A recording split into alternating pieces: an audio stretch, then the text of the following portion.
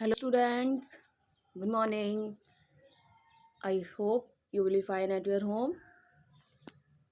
Let's we start.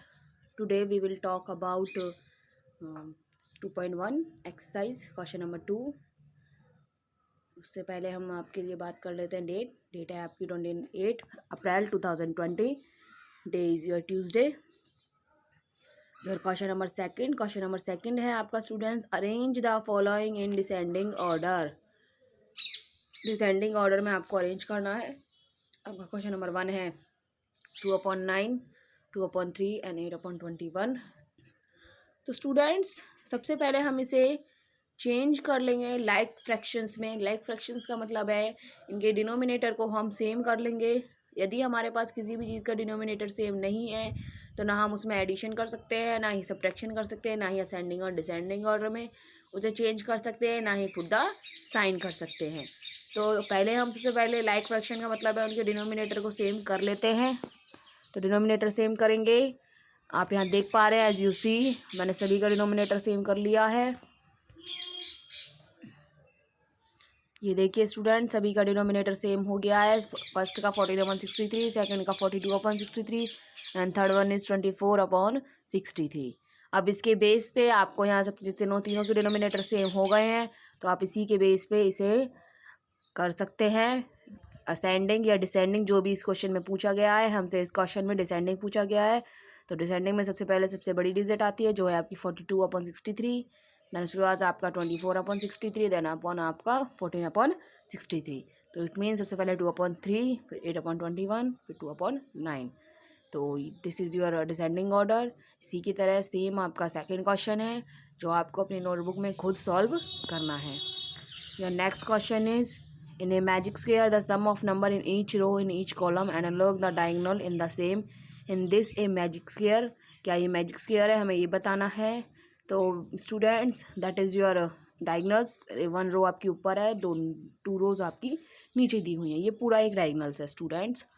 तो इसमें आपको अलग अलग थोड़ा दिख रहा है, वैसे ही पूरा एक डायगनल है. तो स्टूडेंट्स हमें सारी रोज़ को ऐड करना है, सारे कॉलम्स को ऐड करना है, इनफैक्ट सारे डायगनल्स को भी ऐड करना है. तो हम पहले फर्स्ट रो को ऐड करते हैं. Students that is your row and इस तरह से होते हैं आपके कॉलम्स. और जो आपके डायगनल्स होते हैं वो डायगनल्स आपके जो कॉर्नर होते हैं. दैट मीन्स ये आपके कॉर्नर, ये कॉर्नर और ये कॉर्नर के बीच में जो डिजिट है दैट इज़ योर डायगनल्स. तो स्टूडेंट्स आप यहाँ देख रहे हैं हमने रोज़ को ऐड किया है. फर्स्टली रो में हमारा है 4/11, 9/11 एंड 2/11. इसी तरह से हम कॉलम ऐड करेंगे. योर फर्स्ट कॉलम है 9/11, 5/11 एंड 4/11, 3/11 एंड 8/11. और इसी तरह से डायगनल्स ऐड करेंगे तो आपके डायगनल्स हैं 4/11, 5/11 एंड 6/11. तो इसी तरह से हम तीनों रोज, तीनों कॉलम्स और दोनों डायगनल्स को ऐड कर लेंगे. यदि स्टूडेंट सभी का आंसर सेम आ रहा है तो that is a magic square. और अगर सबका आंसर सेम नहीं आता है तो that is not a magic square. आप यहाँ देख पा रहे हैं इस क्वेश्चन में सभी का आंसर सेम है, that's mean that is a magic square. Fourth question students. A rectangular sheet of paper 12/1 centimeter long and 2/3 centimeter wide. Find its parameter. एक रेक्टेंगुलर शीट है जिसकी लंबाई 12 से 1/2 यानी 12/1 मीटर सेंटीमीटर है. उसकी चौड़ाई 10/2 दैट्स मीन 10 से 2/3 सेंटीमीटर चौड़ाई है. पैरामीटर निकालना है. तो स्टूडेंट्स हमारा पैरामीटर का फॉर्मूला जैसा कि एज यू नो पैरामीटर का फॉर्मूला होता है हमारा 2 × लेंथ प्लस ब्रीथ. तो सबसे पहले मिक्स फ्रैक्शन को इम्प्रॉपर में कर लेंगे. 12/2 का मतलब हो गया 25/2 सेंटीमीटर और 10/2/3 का मतलब हो गया 32/3 सेंटीमीटर. तो पैरामीटर निकाल लेते हैं. पैरामीटर आपका 2 × लेंथ प्लस ब्रीथ हो जाएगा. तो हमने लेंथ और ब्रीथ को ऐड कर दिया है एज यू सी. उसके बाद हमारा जो पैरामीटर है वो हमारे पास आ जाएगा. तो पैरामीटर निकालने के लिए हमें पहले लाइक फ्रैक्शन बनाने होंगे. लाइक फ्रैक्शन करने के बाद हमें उससे 2 से मल्टीप्लाई करना होगा. देन उसके बाद हमारा उसका जो पैरामीटर है वो आएगा. Question number 5 students. Question number 5 है find the parameter of A B E and the rectangular B C D E in the figure whose parameter is greater. Figure आप देख पा रहे हैं स्टूडेंट्स. तो ए बी ई आपका ट्रायंगल है and B C E D आपका rectangle है। तो पैरामीटर और ए बी ई यानी कि हम ट्राइंगल का निकालते हैं। ट्राइंगल का फॉर्मूला होता है student side plus side plus side if that is a scalene triangle. और आप यहाँ देख पा रहे हैं ये हमारा स्केलन ट्राइंगल के तीनों की साइड हमारी सेम नहीं है। तो हम पहले इनकी साइड्स को ऐड कर लेते हैं ट्राइंगल में। तो A B plus B E plus E A. तो स्टूडेंट जो मिक्स फ्रैक्शन है वो हम इम्प्रॉपर कर लेते हैं। इम्प्रॉपर करने के बाद आप देख पा रहे हैं 5/2 11/4 एंड 18/5। तीनों लाइक फ्रैक्शन नहीं है, तीनों का डिनोमिनेटर सेम नहीं है। हमने तीनों का डिनोमिनेटर सेम कर लेते हैं। तीनों का डिनोमिनेटर सेम किया तो हमारा आया 20। 2 की टेबल में 20 हमारा 10 टाइम में आता है। 4 की टेबल में हमारा 5 एंड 5 की टेबल में 4।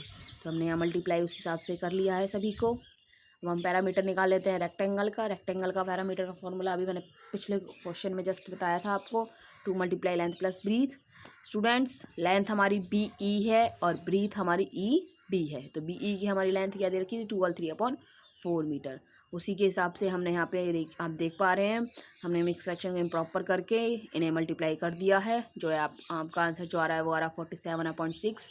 तो किसका पैरामीटर ग्रेटर है स्टूडेंट्स? आप देख पा रहे हैं ट्राइंगल का जो पैरामीटर है वो है 177/20 और रेक्टेंगल का है 47/6। तो ये लाइक फ्रैक्शन नहीं है तो हमें नहीं पता चल सकता। सबसे पहले हम इसको क्या करेंगे, लाइक फ्रैक्शन कर लेंगे। लाइक फ्रैक्शन करने में हमें सिंपली पता चल रहा है कि 177/20 is greater than 47/6। That means parameter of triangle is greater than parameter of rectangle.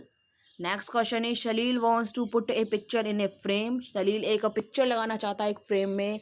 The picture is 7/3/5 centimetre wide. जो पिक्चर है वो 7/3/5 यानी 7/3/5 सेंटीमीटर चौड़ाई है उसकी। टू फिट इन फ्रेम में फिट करने के लिए पिक्चर को can not be more than, वह ज़्यादा नहीं होनी चाहिए 7/3/10 सेंटीमीटर से वो ज़्यादा नहीं होनी चाहिए। How much should the picture be trimmed, कितनी उस पिक्चर को ट्रिम करना पड़ेगा, कितनी उस पिक्चर को हमें काटना पड़ेगा, कितना उस पिक्चर को हमें छोटा करना पड़ेगा। दैट्स मीन तो हमारी वाइड कितनी है picture 7/3/5 metre, it means 38/5 centimetre. Required कितना है, हमें ज़रूरत कितनी है 7/3/10 सेंटीमीटर मतलब 73/10 सेंटीमीटर। कितना ट्रिम करना पड़ेगा, काटना पड़ेगा। दैट्स मीन्स हमें उसे बताना पड़ेगा कि कितनी की ज़रूरत है हमें और कितना हमारे पास अवेलेबल है। तो कितना स्पेस है जो हम उसे छोटा कर दें हम, तो दैट्स मीन हम उसे हटा दें। हटाने के लिए हम क्या करेंगे, सब्ट्रैक्शन कर देंगे। तो हमारा सब्ट्रैक्शन करने के बाद जो हमारा आंसर आएगा वो आएगा 3/10 सेंटीमीटर। दैट मीन्स हमें 3/10 सेंटीमीटर तक उस पिक्चर को ट्रिम करना पड़ेगा। मतलब इतना हमें उस पिक्चर में और थोड़ा सा काटना पड़ेगा, हटाना पड़ेगा जिससे कि वो पिक्चर उसमें से फिट हो जाए। Next question is question number 7। Ritu ate 3/5 part of an apple. Ritu 3/5 part एक एप्पल का खा लेती है and the remaining apple was eaten by her brother Somu. और बाकी का जो पार्ट है वो उसके भाई सोमू के द्वारा खा लिया जाता है। How much part of the apple did Somu ate, कितना पार्ट सोमू ने खा लिया। Who did the larger share, उसने ज़्यादा खाया। बाई हाउ मच, और कितने से।